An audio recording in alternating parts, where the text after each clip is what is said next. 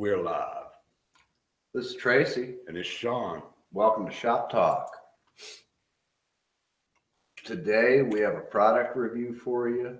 Sean's got some brief gun legislation news, and we have our shit hits the fan gear review from CH Cadel. Yeah. I guess I'll start with the product review. Well, first of all, let's remind them to go check out gunchannels.com if you haven't already. I mean, I don't know why you hadn't. You need to be over there and check them out all the time. Yeah, a lot of good shows besides ours. Yeah. Of course, ours is number one in our mind. Also, check us out on YouTube and on Facebook. VidMe. Just Fall Creek Prepper. They'll get you to just about any of it. And Andalusia Armory on Gun Channels. And most of the rest of it, just Fall Creek Prepper, and you'll find my my page, yeah, or my channel. And so just keep us checked out. So yeah, we got to cross promote each other's Facebooks a little better. Yeah. Maybe. Yeah, I try to throw your stuff up on mine every time. Yeah, I know. And when you post something new on the shop, I got to start doing that a little more often with yours. Yeah. I'm seeing your stuff. Well, usually on the weekend is when I do a lot of it, and usually you're out during the week. Yeah, usually you kind of stay away from the social media over the weekend. I when I leave the shop on Saturday, I unplug. Yeah. But product review, have some tier 1 products. 2 of them that we're going to review. They sent me for me to try out, see if it's something I'll use here in the shop or want to sell. A CLP 4-ounce liquid and a chapstick labeled CLP. Guess we'll start with the chapstick product. Yeah. I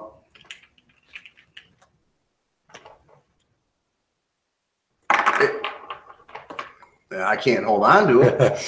I was going to turn it up. It's got a nice, pleasant smell. Yeah. It's got a lemony smell, which is nice. You're not going to go home smelling like Hoppy's number 9, although my daughters like it. It protects well. Yeah. This chapstick product, it protects well. Yeah. It has some lubricating properties. A little bit of lubricant properties. So it could be used in spots. But it's in the instructions on their website is for external use on the guns. Yeah. It's basically an extreme protectorant. They say you should apply it to the warm gunmetal, heat it with a hair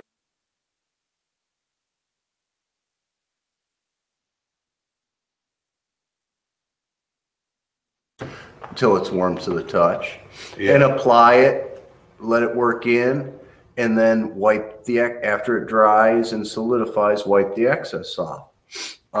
If it's heated and applied the way they suggest on their website, it forms a harder barrier. It hardens after it cools more than the stick is hard.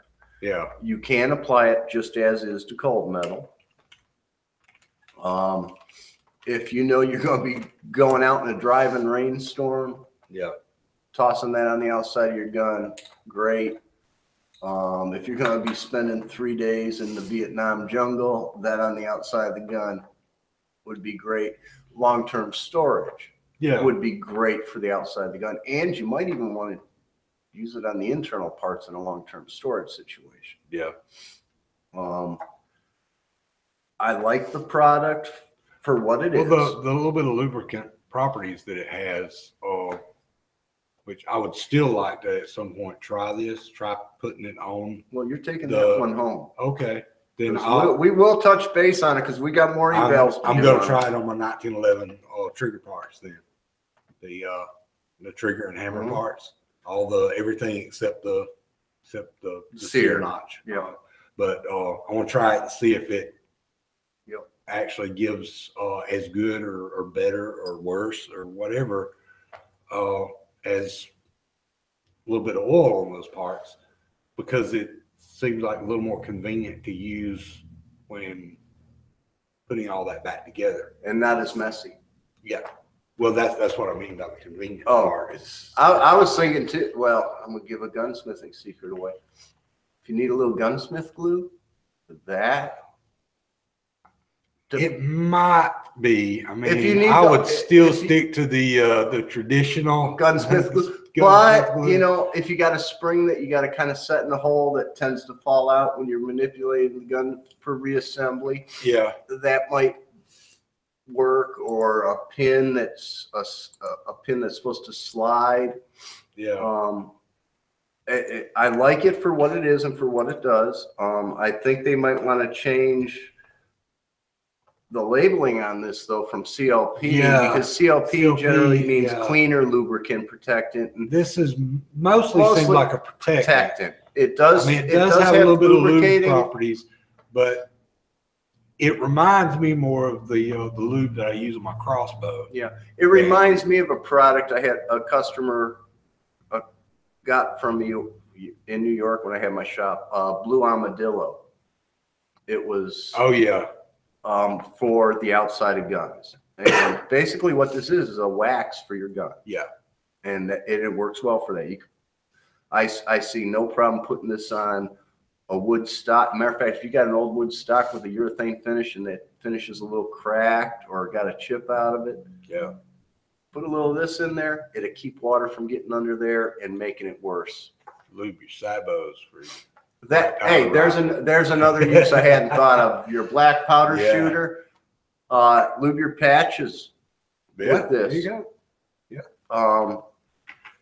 But I would change the CLP on their stick to maybe firearm protectant or something right there. Oh, that's good. So we kind of like this product. Yeah, I mean, I can't really say anything bad about it. And it's convenient. You know, you can toss it in your pocket, your hunting bag. Yeah, you know, because when I first saw it and looked at it, and messed with it a little bit, the first thing I thought was the crossbow lube, the rail lube.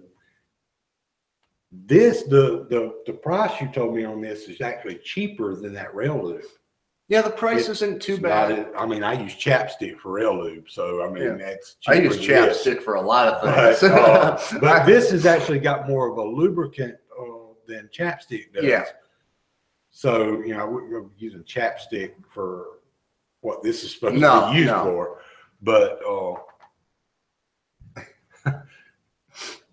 I go off label on lots of. But I mean, it is cheaper than that rail lube. Yep. So now the other product. Now this is their liquid CLP. And like most CLPs, cleaner, lubricant, protectant, because it's a combo product, you're not going to get good across the board for cleaning, lubricating, and protecting. Yeah. We'll call good top end. We'll call poor bottom end. Yeah. Oh, look, before we get into this, back to the stick. I did do a test with the stick. Yeah. I have a plain carbon steel barrel. That's rusted to crap and back. Oh, no, it's still got a lot of the original bluing. Well, the outside of it does have a good bit of rust on it, though. Yeah, it does. And I let it just sits unprotected. I degreased it. Well, first I ground to bare metal. Yeah. Degreased thoroughly. Yeah. Applied this cold. Yeah. Wiped off. And let it set outside for 3 days, one of which it poured. We almost got an inch of rain, and some of the downpours were heavy. Yeah. Not one bit of rust on the ground to new metal. Yeah. Where I applied it, or any more rust in the areas that got past the ground metal, the old blue. Yeah. So it does work as it's designed. Yeah. Yeah, the wax. Yep. The coating. It did what it was supposed to do. What it was supposed to do. Yep, and it did it great. Yeah. Because I had it on the back porch again. It was up in the high 80s. Yeah. And everything. So, and it was getting pretty cool at night. So it went through temperature change, all that. Yeah. But the CLP, we'll call good, top, poor, bottom, fair, middle. Haven't had a chance to 100% evaluate this in every way I would have liked to. Yeah. I'm still waiting for a few things, so we won't go into exactly what we did or what the results have been so far, but you did pass the taste test though. Well, so it passes the smell. It passes the smell test. Yeah. It really has no odor that I could detect. Of course, I could tell that it had like a lubricant type smell to it, okay. But it wasn't. It doesn't have a foul odor. It doesn't exactly smell like a. It doesn't smell like gasoline or hoppies. Yeah, it doesn't smell. It doesn't have a chemical or smell. A heavy motor oil. Yeah. Those it doesn't have any of those traditional lubricant or petrol smells. Yeah.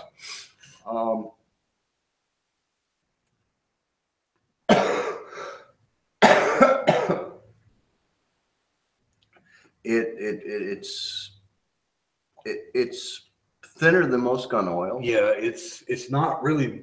But it's a little thicker than some. Yeah, it's got a slight viscosity to it, but it's real slight. It's pretty slippy. Yeah, it is. It is. And I'm thinking for keeping your AR bolt wet on the range. Oh yeah, it would be great for that. This would be great. And again, the instructions for use are on their website. And they claim, and this is one thing we're not going to test, is just because I don't have the time or the money to shoot enough ammo, that it helps it makes success when used regularly. It makes successive cleanings easier and helps to reduce copper and powder fouling. Yeah. But stand by for more on their the CLP liquid. Half the products, almost half, a little better than a third. So I'm not sure. I didn't really do the math, but they sell a lot of biodegradable products. Yeah. So environmentally friendly on all other products. We think this one could. I think it's probably vegetable based. Yeah, we think this. It's not labeled biodegradable or environmentally friendly, but we think this one could be because I tasted it. No, I didn't put a whole drop in my mouth. Just after I checked it on my fingers, a little touch. Yeah.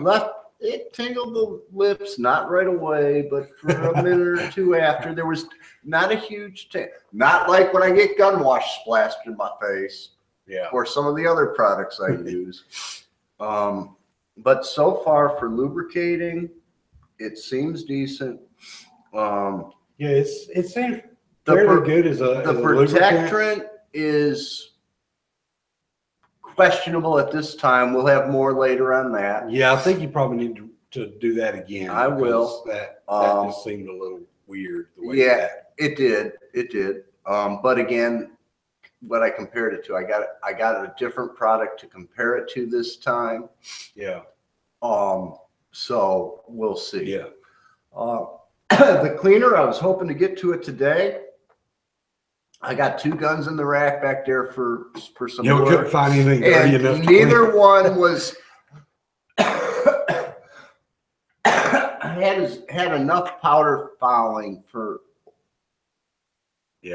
us to really say if it would work well or not. Yeah. So we decided we were going to have to wait a little further on that. But checked your one out. I said we like the stick. This one, I guess, kind of like it too now. Yeah, for what we know about it Yeah. so far. I mean, I really don't know enough about it yet to be able to give much of a recommendation on it or anything. But I mean, this, for the price of it and for what it does, And for what we've seen it do, yeah. I mean, it's a little more expensive than chapstick, but it seems like it does a little more than chapstick does. Yeah. It less than rail lube. I mean, and it's definitely it's slicker than rail lube. It's definitely less than Blue Armadillo. Yeah, I'm telling you, when I ordered that Blue Armadillo for that guy, I saw the price and what the amount he got. Yeah, I just couldn't believe he wanted that stuff. Yeah, but so legislative or other gun news. Yeah, so I mean, I guess the latest is the NICS tax. I guess is. Oh, you're going to call it a tax? Well, the way they described it, it looks like it's a tax. Tax. Fee. I don't care what you call it. Whatever you want to call it. Charge. Yeah. The nothing up until this point, NICS checks have not cost anything. No. I can understand a charge. Now, if it's also going to speed up processing and but not for the reason that they're now I can understand a charge to help pay for the people that do the NICS check, that would be understandable. And maybe like a quarter a check and bill the dealers. Well, except for the fact that I don't agree with the thing to begin with. Well, but if it's going to be there. Well, look, if you're going to have gun control, let's do away with some of the ATF regs and keep the NICS. Yeah, well, they already claimed that they're not, that those people are underpaid and understaffed and all this crap. So if it was going toward that issue, they'd increase their pay. Then that would be, but I mean, that would be one thing. Yeah, right? And I don't mind it for that. And like I said, make it sensible. 10 cents to a quarter per check, and bill the. But the issue is that's not where it's going. I know. So let's get to that point instead of daydreaming over here. So it's going to do the same. They want a huge study that they already did. And that the courts have already said isn't allowable with tax dollars. Well, they can't do that with tax dollars.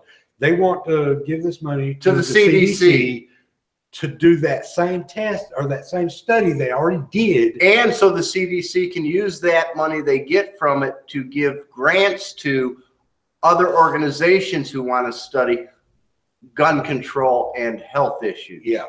So they want to study the health. So basically they want firearm owners to finance anti-gun groups.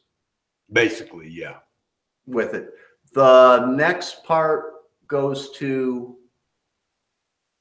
some of it goes to victims of firearm related crimes. Yeah, part of it's supposed to go to victims of firearm related crimes, and then the rest of it's supposed to go to the CDC for however they're going to distribute. And then there was supposed to be the very last chunk does go to the NICS check program to help offset the costs. So you get they're probably getting that 10 cent you were talking about. Half the money they're going to receive goes to the CDC.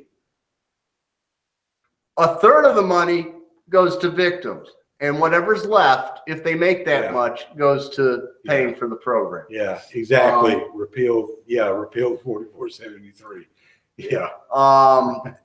And then they want to add more record keeping requirements on me. Not just basic accounting like I do when I pay sales tax.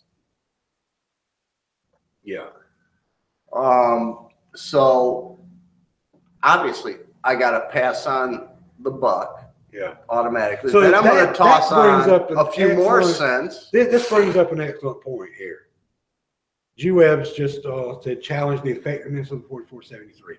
Now I know that when I was working for Dave, we had times where they kicked one back. We had to go through our we had to go through our records, right? For trace. Yeah, and usually it was because of, like I said, because of shipping issues and guns that we never even received to begin with, so we didn't even have record of them. They had to go back to the between the shipping company and the origin in order to get it, because it was like lost in shipment because of RPS. Yeah, some underpaid driver. I know that a couple of times they've called you and you've had to do similar things with like finding a gun that.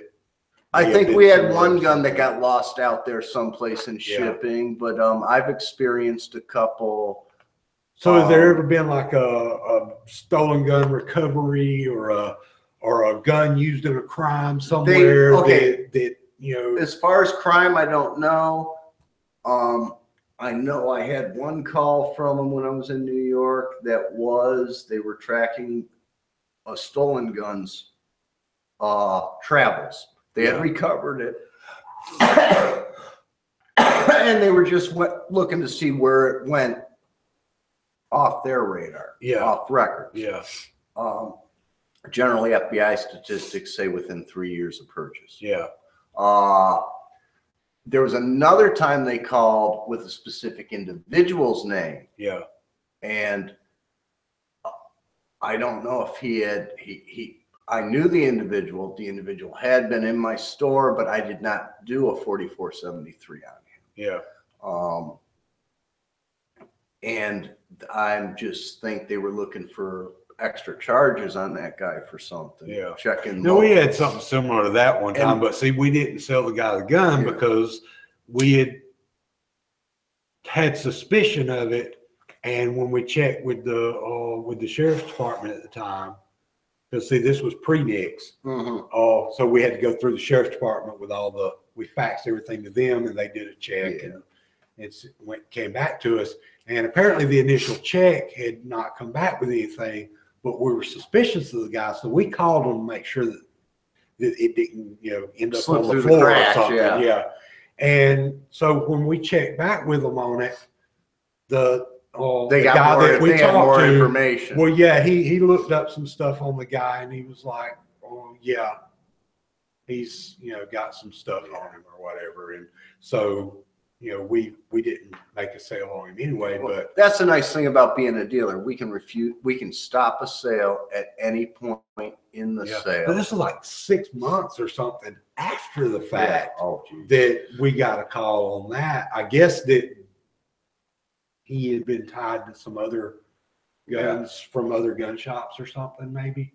Yeah. Maybe that's why they contacted us on that one. I don't know. Or he was a convicted felon and just got picked up with a gun and or drugs. But I guess I figured maybe they were, contacting everybody around because of that or something, because, it's just out of nowhere. We didn't even sell him a gun. We didn't even, and there was no reason other than the fact that we had sent it through the sheriff's department at the time. This was pre-Nix. So, how they even know?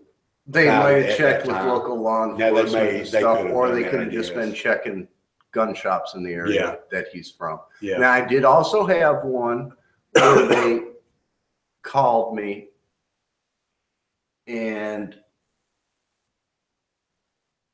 it had been, I had 3 business days, whatever, if they delay. It started out a delay. Yeah. They did not return the call in the time frame needed. Oh, yeah, yeah. It was 3 days past the time that I was allowed to release the gun that I actually released the gun. Yeah. A couple weeks later, I got a call back. Hey, did you sell? So I said, I sure did. Could you fax us a copy of that 4473? And I said, do I got to do anything? They said, no, we'll contact whoever we got to in your area, they'll go pick them up and get the gun back, or we'll have to send someone out. You're done. You're good. You did everything you were supposed to. You're not in trouble. You didn't do anything wrong. Yeah. So does it work? Yes. And I've stopped sales because of the way because of questions they've answered. I've never seen it do. I have seen people check yes for. And this is before they changed the definitions and stuff. I've never seen it do anything because I have seen people check yes for the domestic violence. And once they check yes for certain boxes, you have to stop the sale immediately. Yeah. So does the 4473 and the NICS check work? Yes, but the average. But usually it catches, do anything, or does it catch some guy? And I've had some that were guy declined. that had a domestic issue, and there's actually domestic issues that do not have anything to do with what you think they have to do with. Because I agree. There was a guy who came in the shop down in Carolina that he was involved. A domestic issue could be an argument between neighbors. Well, he was involved in a bar fight back in 1970 something, right? And apparently it was like several years later, it was sometime in the 80s before it all ever got wrapped up. Yeah. And he was charged with domestic violence, was the charge that he ended up getting, and what he was ended up convicted of, which was a misdemeanor charge of domestic violence. Not sure how that works out for a bar fight, but that's what what the thing was. If he's been in a bar fight every week for the past 3 years, he probably shouldn't have a gun. But anyway, that was his thing, and that was his domestic violence thing on there. He ended up having to go through a whole bunch of crap and ended up getting it like. I have had a few denied when I've called. Yeah, well, he was denied until he had to clear it up. Now, one of them got it cleared up. I think it was because of the time. Because it was before the time when they added the law. But he had to have that. He had to have proof of when it was and stuff. Yeah, something like that. Yeah, the one that got denied, he got it cleared up and got that nice little number. Then when you give him that number, boy, the gates open up, everything's done, and we don't have to go any farther. Give him the gun. The other one, and this is where the 4473 can catch people that unknowingly did something stupid and compounded it by doing more stupid shit. Happened to be the person was 15. They got picked up with a joint. Now this is going back. Every bit of these things that you're talking about are stupid reasons. To get denied. None of these guys robbed a liquor store or killed anybody, punched an old lady in the face, or beat the hell out of their wife. Yeah. Or child. Yeah, or anything like that. Or threatened to shoot someone. These are all reasons that there's no reason these people should not be able to. This person, every one of these people. This person was told for that joint, they were gonna be, they were punished as a juvenile. Yeah. Okay. They had never gotten in any other trouble. Yeah. They were punished as a juvenile, but they were charged as an adult. Yeah. And because they pled guilty and took the punishment, it went on as a felony. Yeah. Because back in the day, even and in some states, I was gonna say it depends just on the state, to see. Because usually a lot of states medicinal use, you got under a certain weight, and it's like, okay, it's a misdemeanor ticket. In Alabama, it's like having a ridiculously small amount that gets you intent to sell. Yeah, I mean, it's a ridiculously small amount. First of all, in Alabama, it's a felony automatically, regardless of the amount. But I mean, there's a misdemeanor charge of it. But I think do they ever use it? Well, have you ever heard of anybody when they shouldn't? Yeah, people that they shouldn't use it on. Yeah. Because I know guy that slips through the cracks all the time. They find a roach in your ashtray and you got a felony. You know, in almost every state, they would be like, "Oh, here's your ticket." Yeah. You know, but this was back in the 70s when, if they were all felonies. So this person, as a juvenile, ended up with the adult charge that stuck because they didn't get a lawyer. Yeah. Dumb, you're a juvenile. Yeah, but all that stuff just compounds the reasons why. Yeah. And there was no way, and that person flawed. tried to get that changed, and they couldn't. Yeah. The courts, the local court, everybody said, too bad, so sad. Yeah. And all she was trying to do was buy her kid his first 22 to go hunting. Yeah. Yeah, see, none of this is stopping any. Yeah, it wasn't like she was coming in for. Well, see, that's what I was trying to go at, was that has it done anything that might have prevented a crime? Because even that guy that we stopped from getting that, from buying that gun, would he have used it in a crime? Probably not. But I mean, and the guys that know they can't buy a gun in here, because let's face it, by now, anybody who's got half a brain and a quarter common sense knows if they got a felony conviction, they can't buy a gun in a gun shop. Yeah. So they don't. Yeah. They steal them or buy them from the drug dealer or the guy that stole them. Yeah. Plain and simple. So, and quite honestly, with most new gun purchases falling off after 3 years, why do I keep the records for 7? 5 years would be long enough. Or no. Why do I keep them forever? No, why do I got to keep them forever? 5 or 7 years, and I should be able to destroy those records. Plain and simple. I should not have to waste money on filing cabinets and rodent control to keep the paper from getting eaten. Yeah. You know, fire control to keep it from burning up. Did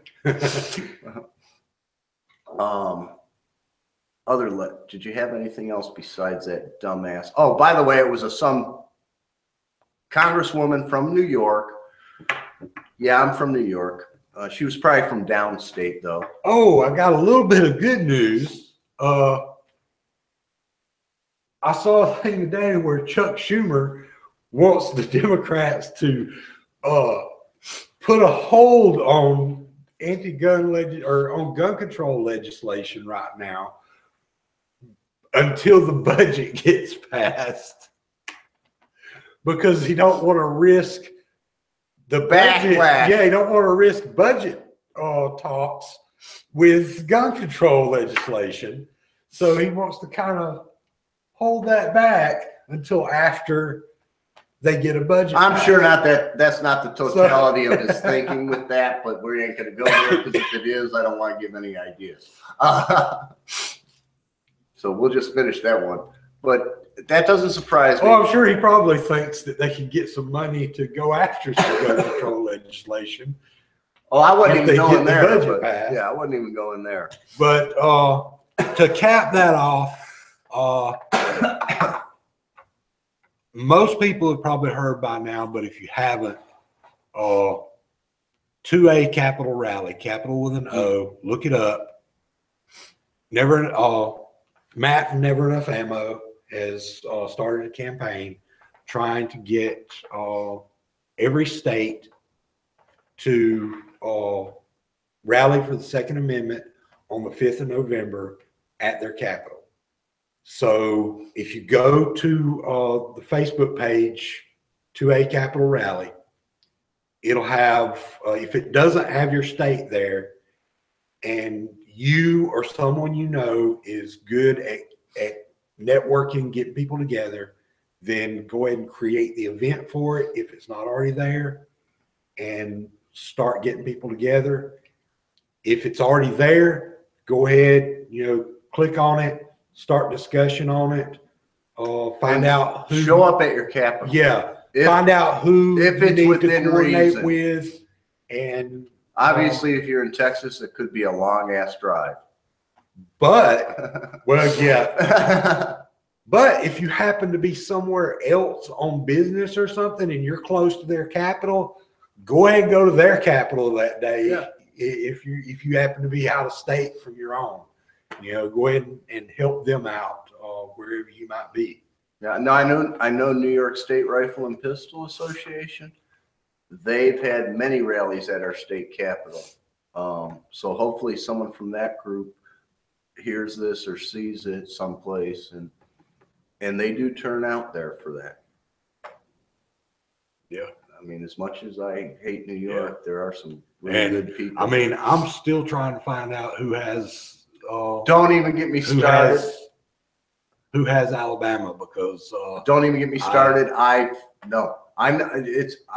We can talk about that later. I'm not going to do it. No, I'm talking about the somebody created the event. For this event. Somebody created the event on the 2A Capital Rally for Alabama. And on the discussion for it, I asked who had it so that I could get in touch with them and try to work with them on. I mean, my voice isn't very big, but we do have a little reach here. Yeah, and we have we have several gun shops in town, and some of them we actually have good relationships with. But we need contact information. We need to know who to contact, who they've contacted, who they haven't contacted. And I mean, I want to work with them and try to. It'd be nice to be able to give the other gun shop or a customer, say, oh yeah, this event's going on. This is the person in charge. Yeah. These are the local people in charge in this area or this county, and there's already 3,000 that say they're going. Yeah. So you can pretty much guarantee there'll be at least 30 to 300 people there. Yeah. And that makes a difference when talking, because if you talk to them, you can't give them contact info, or you can't tell them how many people said they would go. Yeah. That kind of puts an end to it real quick. Yeah. I mean, I'm going to do everything I can to try to be up there.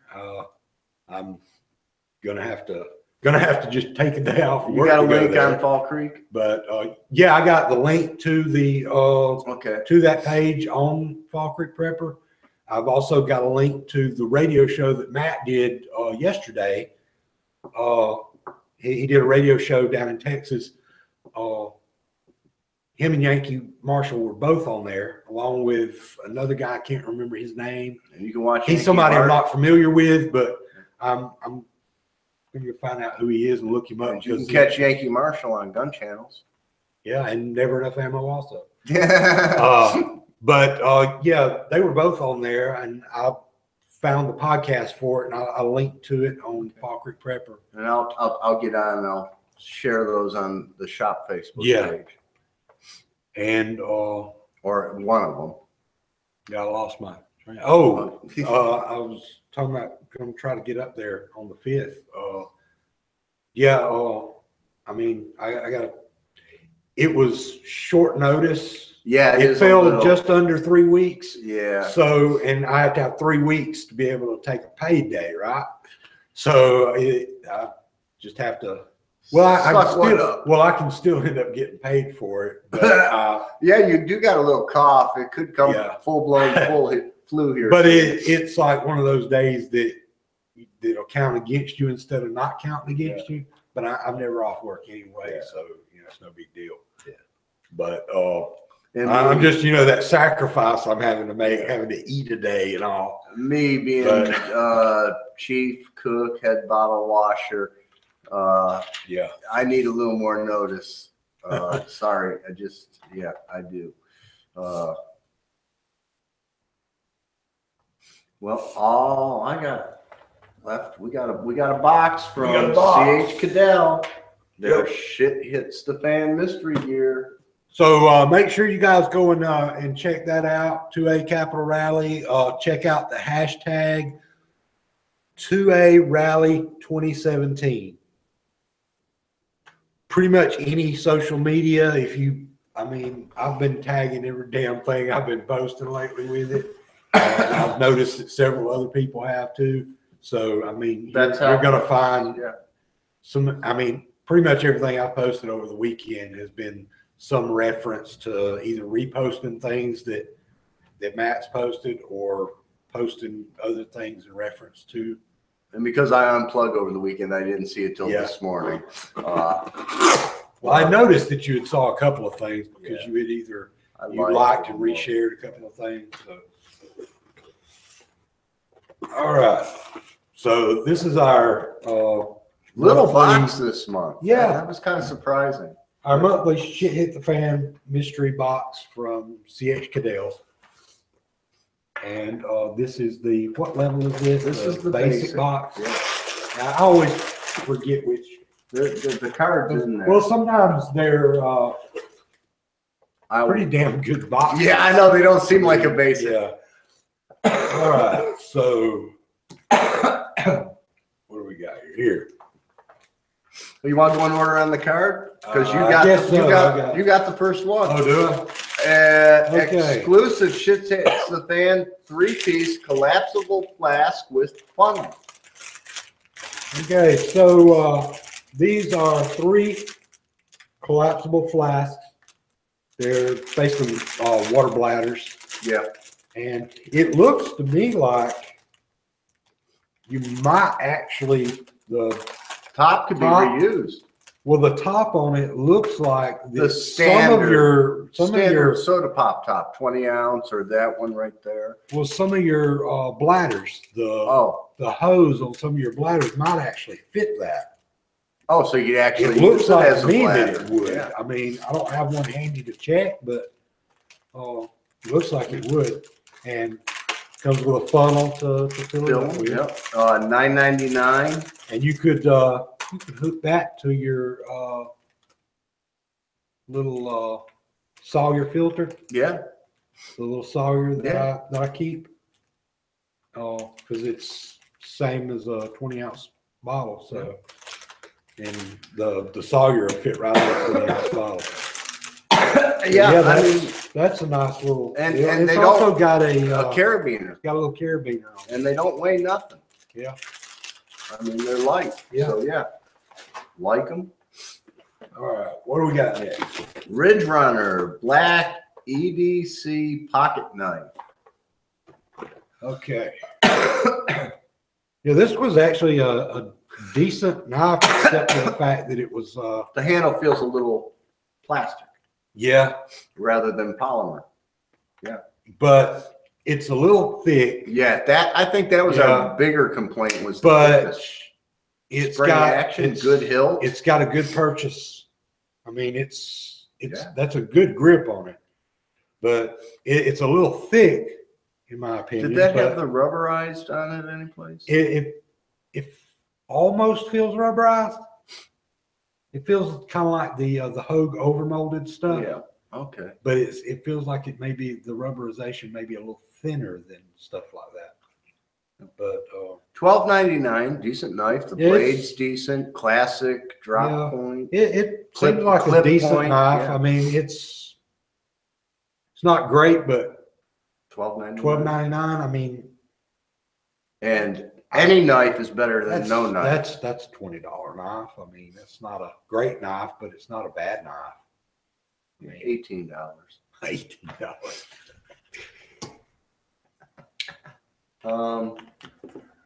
Adjustable beam LED flashlight. Yeah, now this is actually pretty nice. Yeah, it's pretty much. My daughter stole my old one, so I get the new one, and I've been without one till I get this one in my pocket. Your old flashlight, except a little lighter, little bit of difference, but yeah, it's pretty bright,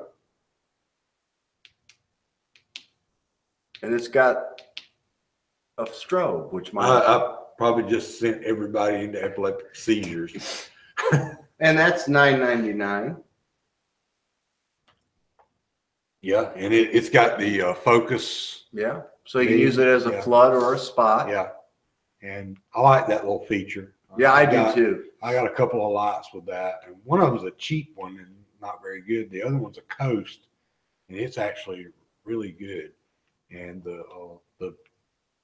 and I like seal on that is really good on it. This one feels like it's pretty tight. Really well done. Yeah. I like the texture behind that too. It's not going to slip. It can be used as a flashlight with a handgun in your offhand. Yeah. The way it's shaped, the texture. It's a little small for that for me, but I mean, the face is a little aggressive, so if you need to gouge someone's cheek or arm, well, it's not as aggressive as some I've had, but some I've had. Bezel is, I don't know if you could bust glass with that or not, but I mean, we can try Surefire. We can try it on your window. My Surefire, you can bust glass with it. I'm sure a couple of the ones I have with the price I paid. The others I haven't tried, but I know the Surefire can because I tested it on an old car. But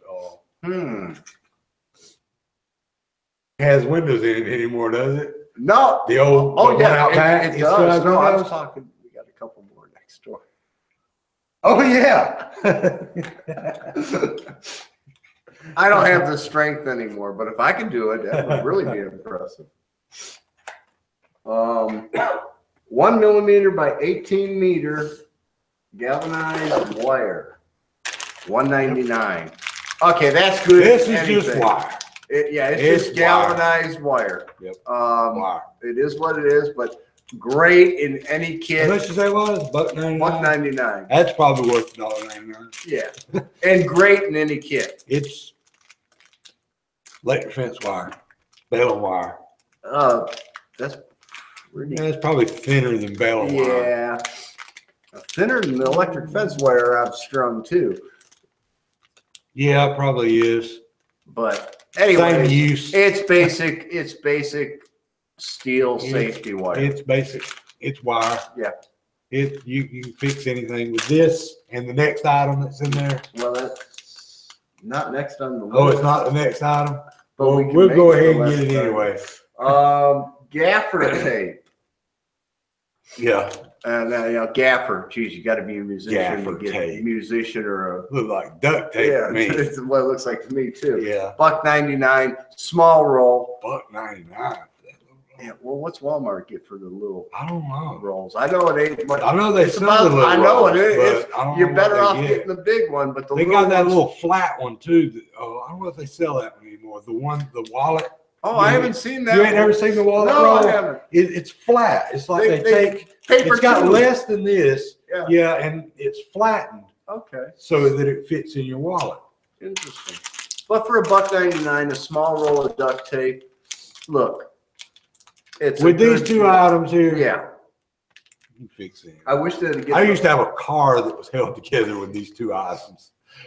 Geez, mine was coat hangers, electrical tape. There might have been it was a little heavier than this because it was baling wire, but the coat hangers are heavier than that too. The grill was and the actually part of the radiator was held in with that because the part where it held up here, tailpipe and mufflers. That salt. There might have been some chewing gum involved too. That was my first car. That old Toyota Corolla was held together with baling wire and duct tape. I've had more than one of them. Yeah. Of course, New York Salt does that. Yeah. We hold trunk shut, hood shut, bumpers on, fenders on. Yeah. Exhaust systems. Yeah. Okay. So brass alcohol burner. Now I didn't realize it was all brass. I thought it was just like a brass coating. This piece appears to be probably stainless. Which the best we can figure is a snuffer. I'm still not. I don't get what that is either. But yes, nice sealable lid.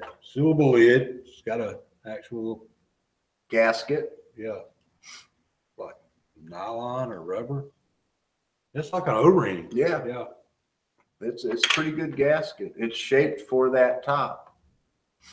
And it's an alcohol burner. Yeah. It's smaller than most alcohol burners you get with a mess kit or something that you know the military style. It's slightly better made than the ones that you've made. I don't know. I'd say it's a Only lot better made. Only in the fact that it's sealed and the holes are probably, I haven't checked them to make sure, but they're probably Evenly spaced, whereas yours are fairly evenly spaced, but sometimes the drill slips or something. Drill slips. Who was using the drill? It was called a Dremel and a burr. Dremel's a drill. But we figured that's the snuffer. Yeah, I guess. But I don't get what because I don't get what the lids, unless you can snuff it like that. No, it would be that other way. Yeah, I know we make like a stand. Like a ring, like a fire ring. I was thinking the same thing, but I don't know. Not sure because it doesn't really give you. Yeah, there were no instructions. You got that snaps on the outer top, the other top. So why does it snap out on the outside? I don't know. Well, because that seals it. Yeah.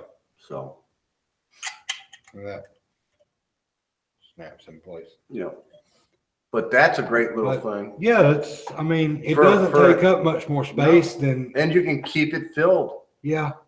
So and you don't necessarily have to carry more alcohol. Yeah, and with yours, you pretty much have to carry the little bottle with something like this or smaller. Yeah. So and hey, heat source, purifying water. I mean, all in all, I would say this is probably the lowest end kit that we've got. Yeah, and out of all of them so far, if you go back and look at the others, this is probably because usually we end up with quite a bit more than what's the cost on these? Not the value, but the cost. The value is usually around $50. Yeah, $20. Okay, so the cost is $20. So usually we end up with at least $50 worth of stuff. I would say that it's closer to $25, $30 worth of stuff. Yeah. This actually, this is kind of what I would. CH Cadell, you listen to this and start doing it, and we're gonna quit getting them and reviewing them. But I would say this is more what I'd expect for the 1999. Yeah. Because I mean, still, it's at least $20 worth of stuff. It's at least 20, maybe 30, but definitely between 20 and 30. And knife value subjective. The wire, depending on what you do, you might have a shitload. You might have a big spool of wire. Yeah. The flashlight's great though. I like the flashlight, the alcohol burner, the flasks. If I didn't have an idea what it might have cost to produce them, I might agree with the pricing, but all in all, it's still like you said, this is probably the most it makes the top 3 in the it probably makes number 1 in the disappointing so far. Yeah, but still good items that are very useful.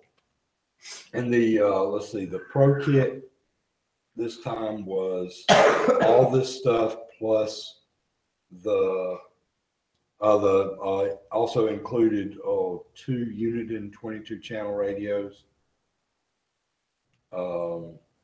which are decent radios, which are nice for hunting, going to the fair or around town with your wife. But let's face it, they're going to chew batteries, and in a shit hits the fan situation, batteries are going to be in either short supply or used for only necessities.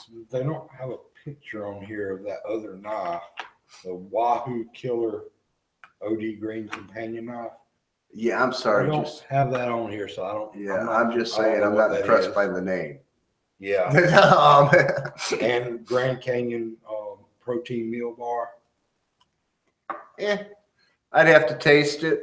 It looks like if it's anything like bar size bar. If it's like a granola bar, probably pretty good. If it's anything like a Coast Guard approved protein ration for lifeboats, I mean those big meal bars. Yeah, those are more like $5 though. Well, I'm talking That's if it was they're a decent. single serving. Except for the fact that they're like a brick. I was gonna say they're decent though. If you like hardtack biscuits, you can break them up with something. Yeah, if you like hardtack biscuits, yeah. I mean, they're not horrible if that's all you had to eat. No, they're not. But they're heavy. Yeah. Oh yeah. Yeah, they'll sit in your stomach. Let me tell you that. That's the good thing about them. I mean, and I always use mine up like on a camping trip or something when they start getting near their exploration day. Yeah. So, and then I just go and pick up another one at either like Walmart or Dick's or something. What was the added to the big package? The big package adds, in addition to this and the other stuff from the Pro Box, the Elite Box, you get that skull face mask. The looks like one of the masks like from like people use for airsoft and stuff. And Wise Foods 12 serving entree 3-pack. Okay, not bad. No, Wise stuff. Some of their, I mean, like any of the D-High or freeze dried, it's hit and miss. Yeah, well, the texture of it is usually spot on. It's good stuff as far as like a box food, like what you'd expect from like a box of macaroni and cheese or some crap. Yeah. But so it's decent stuff. The flavors of some of it is iffy. Some of it is iffy. Some of it's actually pretty good. Yeah, some of it's damn good. That tomato basil stuff that they got, man, add some ground beef to that or something. Yeah, that one soup we had that was more like a chowder. That was pretty good. When I want to go back for seconds in a MRE style meal. Was it them or somebody else? The oatmeal, was that theirs? It was theirs. That was theirs? Yeah. Yeah, go get you some Quaker oatmeal and put it in a Mylar bag and vacuum seal it. Yeah. Because that stuff. Wallpaper paste. Yeah, well. Worse. The texture was even. It tore Daryl up. Okay, no, remember? No, that's just Daryl. I'm just saying. Yeah. Well, his stomach don't tend to agree with. No. But if it don't agree with him, his mouth. I pretty much try to stay away from that. I've seen him do that when the texture don't agree with his mouth either. Oh yeah. Yeah. So. And you add texture, taste, and then his stomach, So, but the oatmeal stuff was not very good. Did the Elite come with that little? It came with the little UCO blue micro lantern. Yeah, those candle lanterns are great. The little ones use a tea candle, But what's nice, you can set a tin cup on top of them, and they do throw some decent heat. I like that other one, that other little lantern that that collapsible battery one. Yeah, that was nice. Yeah, I don't remember which one that was in.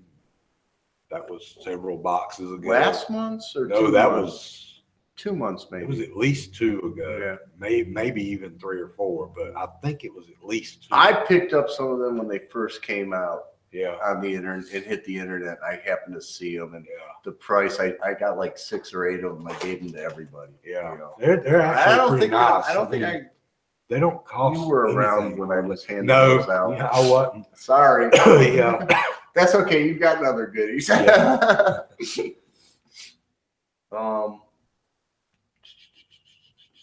But yeah, those are real nice. You can usually pick those up at places for next to nothing. Mm-hmm. I mean, they're usually a couple of bucks. Well, that's what's nice. If you don't get the CH Cadel Cattle or don't want to go online and be a club member, you can look at the stuff we review.